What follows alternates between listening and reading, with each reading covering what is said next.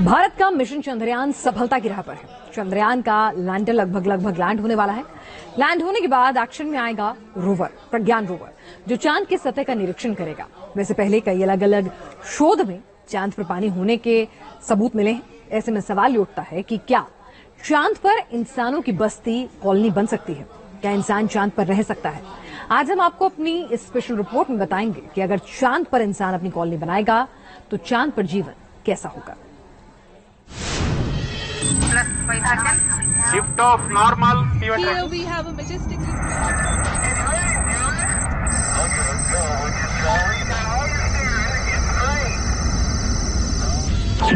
चांद पर सांस कैसे लेगा इंसान? चांद पर क्या उगाएंगे, क्या खाएंगे हम? चांद की सतह पर क्या होता है तापमान? चांद पर कितने घंटे का होगा दिन, कितनी बड़ी होगी रात? चांद पर कैसे बनाएंगे घर और मकान? चांद पर अगर जिंदगी होगी तो कैसी होगी? ये सवाल दशकों से पूछा जा रहा है कि क्या चांद पर इंसानी बस्ती बस पाएगी। लेकिन जब चांद पर इंसान पहुंच ही गया तो क्या ये माना जा सकता है कि अगला कदम है चांद पर इंसानी बस्ती बसाना? और इसके लिए सबसे जरूरी पानी है। चांद पर पानी है। वैज्ञानिकों का कहना है कि उन्होंने चंद्रमा पर अरबों टन पानी की खोज कर ली है, जो सतह पर बिखरे कांच के छोटे छोटे मोतियों में कैद है। और अगर ये शोध सच है तो ये चंद्रमा की सतह पर भविष्य की इंसानी गतिविधियों के लिए बहुमूल्य संसाधन का एक संभावित भंडार साबित हो सकता है। 2020 में चीन के रोबोटिक चेंज 5 मिशन के दौरान धरती पर लाई गई चंद्रमा की मिट्टी की जांच में कांच के छोटे छोटे टुकड़े मिले थे। कांच के इन गोलों के भीतर पानी के अणु मौजूद हैं। अब सवाल ये उठता है कि क्या पानी के कण चांद पर इंसानी बस्ती को बसाने में सहायक साबित होंगे? चंद्रयान 1 मिशन ने कंफर्म किया कि वाटर मॉलिक्यूल्स प्रेजेंट हैं मून सरफेस पे, but they are locked in the minerals present on moon surface. तो हम ये वाटर को यूज करके, उनको एक्सट्रैक्ट करके, we can convert it into liquid form, जो कि पीने के लिए यूज हो सकता है।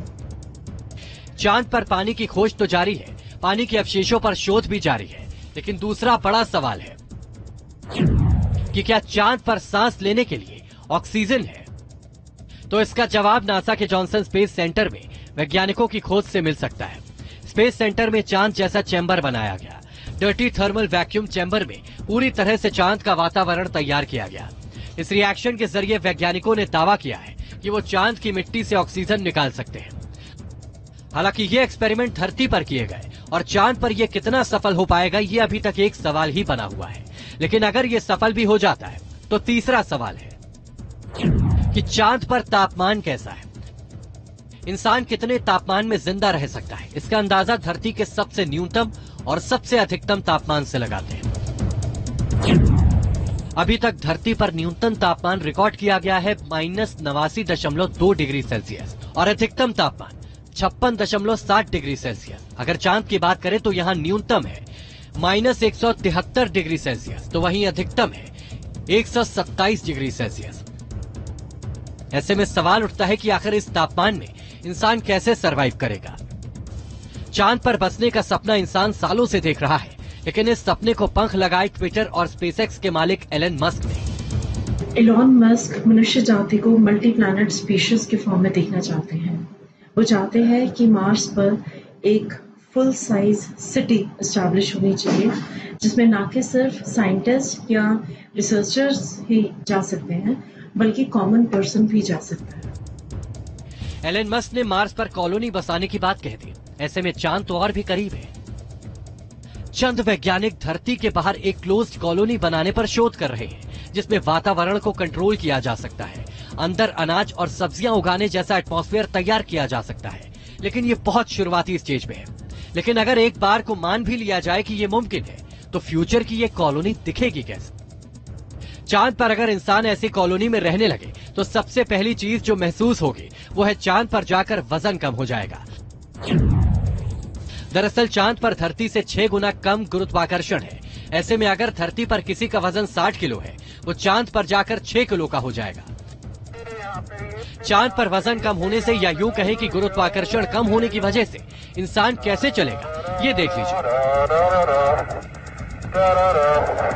तस्वीरों में आप नील आर्मस्ट्रांग को देख सकते हैं, चांद पर कदम रखने वाले पहले इंसान। देखिए चांद पर कम गुरुत्वाकर्षण की वजह से वो कैसे चल रहे थे।